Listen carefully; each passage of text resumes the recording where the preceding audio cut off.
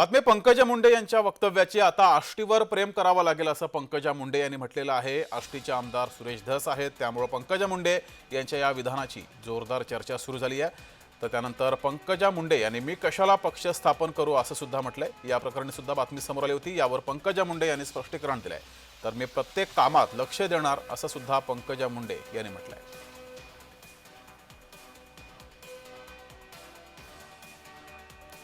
काल कोणतरी एक नेता म्हणला मला की ताई साहेबांवर एवढे लोक प्रेम करतात, बघा देशपांडे काका, हे देशपांडे हे पण प्रेम करतात ना, काय आहे का तसं? ते म्हणे साहेबांवर एवढे लोक प्रेम करतात म्हणे की एक त्यांच्यावर प्रेम करणारे लोक जर मोजले तर एक पक्ष तयार होईल। आता त्याला मी उत्तर देताना म्हणलं हो, साहेबांवर एवढे लोक प्रेम करतात, त्यांनी मोजले तर एक पक्ष तयार होईल, झालाच आहे ना भाजप, अशा अर्थाने मी बोलले। आता मुद्दा राहिला स्वतंत्र पक्ष कोणी काढू शकतो, हल्ली काय अनेक पक्ष आपण काढू शकतो। आता जे पंकजा ताई म्हणतात त्याप्रमाणे तो मोठाही पक्ष असू शकेल, पण माझं म्हणणं असं आहे की एका समाजावर पक्ष काढणं आणि त्याच्यामध्ये यश मिळवणं ते कितपत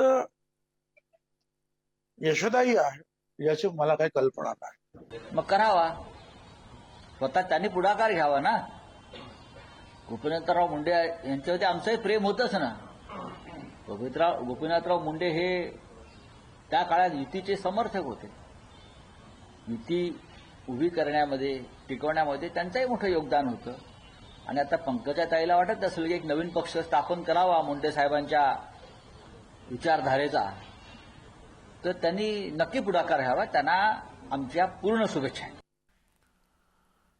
दरम्यान पंकजा मुंडे वेगळा पक्ष काढणार म्हणून वादंग निर्माण होत असल्याचं पाहून पंकजा मुंडेंनीही वेळीच सावध पवित्रा घेत या विधानावरून यू टर्न घेतलाय। पाहुयात पंकजा मुंडे आधी काय बोलल्यात आणि नंतर त्यांचं वक्तव्य काय। काल कोणतरी एक नेता म्हणला मला की ताई साहेबांवर एवढे लोक प्रेम करतात, बघा देशपांडे काका, हे देशपांडे हे पण प्रेम करतात ना, काय आहे का तसं? ते म्हणे साहेबांवर एवढे लोक प्रेम करतात म्हणे की एक त्यांच्यावर प्रेम करणारे लोक जर मोजले तर एक पक्ष तयार होईल। आता त्याला मी उत्तर देताना म्हणलं हो, साहेबांवर एवढे लोक प्रेम करतात, त्यांनी मोजले तर एक पक्ष तयार होईल, झालाच आहे ना भाजप, अशा अर्थाने मी बोलले। ज्या पक्षात जीवनाचा प्रत्येक क्षण घातला, ज्या कमळामध्ये शेवटचा विसावा घेतला, त्या माझ्या बापाविषयी मी असं लगेच एका चॅनलवर पंकजा ताई म्हणले एक पक्ष स्थापन करणं। आता मी काय वेडी आहे? त्या चॅनलला पण काही कळत नाही।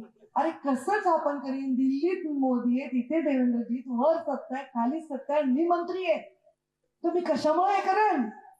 तुम्हाला नसेल कळत, पण मला राजकारण कळतंय ना, माझ्या रक्ताच्या प्रत्येक थेंबात आहे ना ते राजकारण। म्हणजे ज्याचा अर्थ तुम्ही घेता ते नाही, राज, जे राजाला शोभेल असं काम करणं म्हणजे राजकारण आहे।